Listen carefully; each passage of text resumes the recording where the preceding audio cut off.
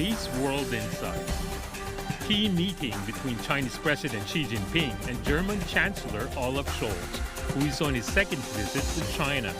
What do these visits mean for the deeply intertwined Chinese and German economies? Top takeaways from the Chancellor's 3-day visit.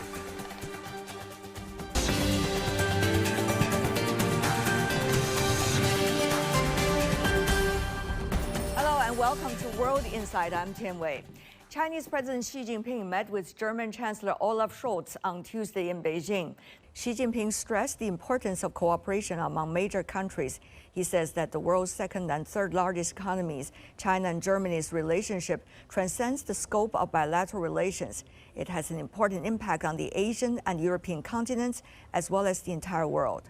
The Chancellor wrapped up his 3-day visit to China, accompanied by some of the biggest names in German business. This is his second visit to China since the year 2022.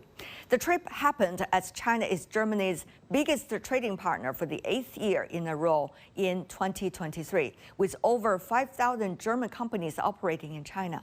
This year also marks the 10th anniversary of China-Germany Comprehensive Strategic Partnership. As a bellwether of EU-China cooperation, could summit diplomacy between Chinese and German leaders be a leg up for China-EU relations? What are the top takeaways from Scholz's visit to China? It's time to loop in our panelists. I'm glad to be joined by Maximilian Bouquet, who is the Executive Director and Board Member of the German Chamber in East China. Good to see you. In Oxford, Matteo Garavaglia, Research Director from the Center for China-EU Relations with the School of Social Sciences and Tsinghua University. And also in Beijing, Cui Hongjian, Professor with the Academy of Regional and Global Governance with Beijing Foreign Studies University. Thank you so much, gentlemen, for the three of you joining us. I want to start with you, with Maximilian. Now you have been meeting with the visiting German Chancellor in China. Tell me more about what has been his feedback about his trip.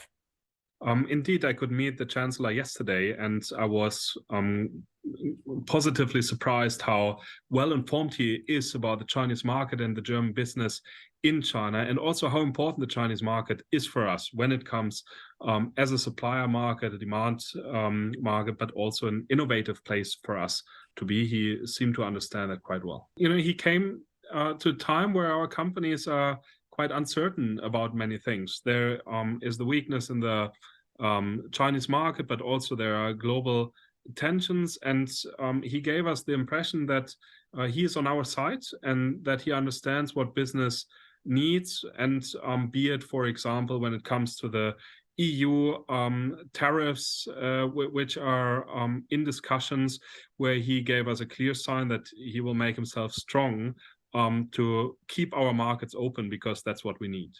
You have been working with many German businesses in East China, and you have been in China for years. So tell me more about what exactly is the nature of China-German business cooperation in China, especially where you are, East China, Shanghai included. Actually, I work with German companies in whole China, and I think the story is always the same, that they understand that the market is quite fast and that there is a lot of speed going on into the market, and that they have to adapt to that, and they also benefit for it. Most of the German companies say if they want to be competitive on the global markets, they have to be competitive in China, and that's what they're working on. We are a strong believer in innovation, and those innovations have to be in partnerships. So we have to open up a little bit our both systems, the Chinese and the German system, so that we can find good solutions, right? The Chinese are very strong in digitalization, in data management, in artificial intelligence, in building platforms, and German companies are very strong in product quality, in innovation itself. And there are, of course, joint ventures where we could utilize these potentials, not only in the automotive industry, but also in the manufacturing, in the chemical industry, in the electronic industry. Regarding the visit by the German Chancellor, Mr. Cui, you have always been an expert in strategic studies. So he is coming at a very critical juncture, not only about China-German business relations, but also China-EU relations and the role Germany could play And at the same time, we see quite turbulence regarding some of the regional conflict. So how do you see his visit to China is more enriched by all the latest development? I think on the different levels, certainly there will be some mutual demands for both sides. For example, on bilateral level, I think Chancellor Scholz tried to continue his exchange and engagement with China after the first time visit by himself. On regional level, we can find out both two leaders, I mean Chancellor Scholz and President Xi, they try to look for some more, common grounds on some difficult issues, including Ukraine and also Middle East crisis and some other. I think it shows the real context for this strategic partnership. For the future, both China and Germany, they could take some more responsibilities, even at a global level. As you know now, it's a time full of uncertainties and instabilities. I think both China and Germany, we need to get some more, joint efforts.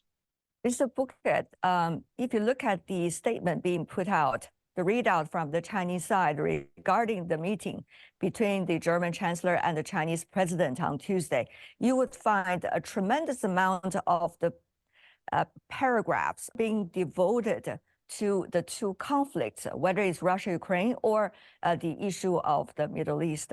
So how do you see the business interest and interactions between the two countries vis-a-vis the other strategic and geopolitical issues here? I have not yet mentioned the relations between China and the United States, and both are seeing Germany as a partner. The position Germany has towards all the conflicts quite clear, right? We are asking everyone to calm down and go into negotiations. And of course, the business is quite influenced by geopolitical tensions now, which is quite new for us in this state. So, of course, when Scholz comes to China, this is one of the major parts, besides the business relations we are having, that we get aligned also in a political perspective. Mr. Garavaglia, your observation. I think there's two parts in terms of answer. One is a quid pro quo there. On the long term, on the strategic term, I think the relationship in economic terms between Europe and China and Germany and China is far more likely to blossom if from the European side there will be a perception that China is using its leverage in political terms, for instance, in the conflict in Ukraine. So that's where a political opening can give us an economic opening. On the other hand, there's another challenge that is more a European challenge. Germany came, and Chancellor Scholz came to China fairly united with a clear purpose, I would say. However, within Europe, there are divisions in that respect. You have the German position, but on the other hand, countries like France, the Netherlands, Italy, Spain, for a variety of very different reasons, have taken a much more critical approach. And Germany will have to resolve that disagreement with its own European partners. Mr. Bouquet, even within Germany, there are different views about China. For example, the earlier policies regarding China has been partner, competitor, and even systematic rival. Of course, China did not agree with that nature, which were in the German document. So how do you see Germany is within itself reconciling the different perspectives about China, and also, of course, between Germany and other European partners who are all having their own different sets of priorities? I think the majority of Germans, they are not really too much involved into that, right? So we only can speak here about the business community. And there are some companies which are heavily exposed to the Chinese market. So, of course, they have a different opinion about China than those who are not in China at all and only see Chinese companies as competitors on the global markets, right? So, and I believe that the democratic dialogue in Germany is also okay. It's good that different parties can exchange their opinions. At the end, it counts what then the measures will be, right? And there we can see that German companies, those being in China, are very committed to the market, and 90% of our companies say they will stay in the market, 50% say they will invest further, and that's what counts. And also, I believe that Chancellor came to China with a quite clear message: decoupling is out of discussion. Mr. Cui, also from China's perspective, there has been demands about further opening of the market. There has been debates about the so-called overcapacity issue. And yet we see that the German investment in technologies, for example, regarding EVs in China, has been increasing, and they're also creating partnership with their Chinese counterparts regarding EVs and beyond. So how do you see this very jammed discussion about priorities, problems, vis-a-vis realities, such as that your German counterpart just mentioned? I think that the China-Germany relations, we need to get some more efforts to help its reconstruction, because we need to get a balance between the different concerns, different priorities. Especially now, we can find that different from the past. Now the German side is trying to reduce the influence and also even the percentage of economic trade cooperation in the relations with China. And the German side tried to raise the issue more and more about the so-called security and the value or some other. But I think now it will take some more time for both sides to get familiar with this new situation and to get a consensus on a new format for these relations. But at the same time, I think that for some concrete issue, including the overcapacity or some other, I think the value of this visit and also this face-to-face exchange between two leaders will give a very, very big opportunity to help both sides to have the right understanding and to avoid any misunderstanding. Because, for example, for this overcapacity issue, from Chinese perspective, it's not the issue of so-called subsidies. It's not the issue of overcapacity. It's an issue of now, because China has more and more competitiveness in some areas, including EV. So now the European side is not so familiar with this new situation. So we need to get a new, maybe cooperative, model to help both sides to understand the new situation. Another one is China regarded this progress in the EV as a result of its innovation. So once European side give some, more protectionism attitude towards any kind of this new situation, it will destroy this environment and also the basis for the further cooperation. So I think now, maybe not only now and for the future, we need to have this frequent exchange to avoid any kind of misjudgment and also mistakes. Mr. Butek. I believe that most of the CEOs in Germany see the answer quite clear how they can handle these overcapacity, and the answer is by becoming more competitive.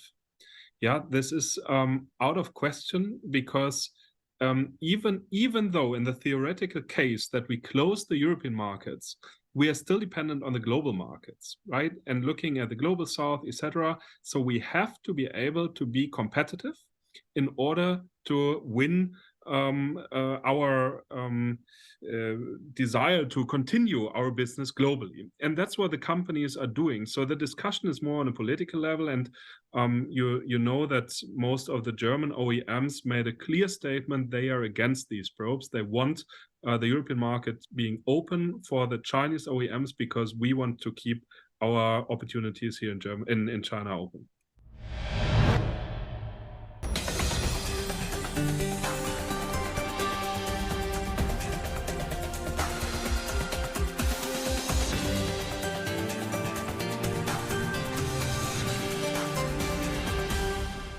Let me go to other aspects of China-German relations. China-German financial cooperation has been very important, not only for the two countries, but also for the larger picture. We understand this time there's also important events being held by the two sides on that. What do you think are the takeaways from those events and also interactions? On the government-to-government mechanism, we have this high-level financial dialogue almost every 2 or 3 years. And on this regard, both two countries need to get some more, as we know, synergies of financial policies. And we need to get some, even sharing some, judgment or some analysis on this international financial situation. And also, not only, I think that it's also the cooperation or exchange between two currencies. As we know, as the biggest economy in Europe, Germany shoulder, the bigger responsibilities to help the stability and even the growth of euro in the international financial market. At the same time, as we know, the RMB's, we call the internationalization of RMB, become a very, very clear target for China to help its economic development and also to provide a more stable, support for this international financial system. So I think this cooperation or exchange on financial issue and in some, currencies cooperation become very, very valuable. As we know now, Germany become one of the major partner with China to have this, as we know, this a broader data market of RMB or some other. So once we have some more stable and favorable environment, I believe this cooperation between China and Germany on financial issue and also on between euro and RMB will give us some more potential. Another issue is the foreign direct investment in China, especially from Germany. Mr. Buchert, there are more than 50% of the German businesses that say they are committed to invest in China. What do you see are the sectors that they are continuing, and how do they see the prospect?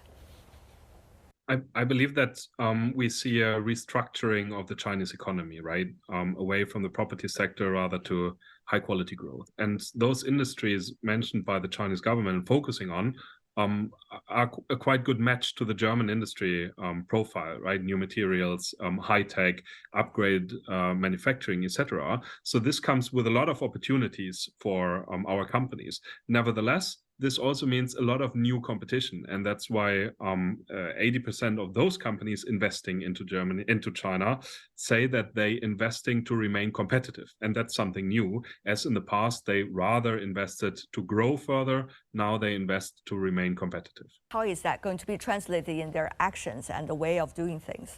We need to get faster, right? We need to be faster in bringing innovations to the market. We have to be more cost efficient. We have to target the requirements and demands of the Chinese consumers better and faster. In the automotive sector, we have to develop way faster than we do it for multinational companies. So these are areas where we have to localize more into the Chinese market to become more competitive. And how do you see, the desire of the multinational companies from Germany vis-a-vis small and medium-sized companies in Germany regarding China, for example? China became also very complex, and from a regulatory framework, from a compliance perspective, and of course for the pure investment you need into the country. So we see that the large, medium-sized companies are still investing, but for small companies, it's getting more and more difficult to get into China and find a competitive advantage. What about for the European businesses, generally speaking, Mr. Garavaglia, and how much do you see Germany is having its advantage among all its European counterparts now in doing business with China and also in China? Some of the challenges are mirrored. Some of the German challenges are European challenges in the sense that the regulatory framework and business practices in China are viewed as rather complex from a European perspective. So you have large transnational, multinational companies that do enter the Chinese market, but medium and smaller companies struggle and are much more hesitant to enter the Chinese market. So this will be certainly a question mark and something that we'll have to look at over the coming years, and to see to what extent the environment will be, facilitating more the entry within the Chinese market of medium and smaller size companies. That is, and this is something that affects not only German industry, but all of European industry. The other issue, a little bit, I think has to be looked at is this transition of the Chinese economy and how that will impact Europeans.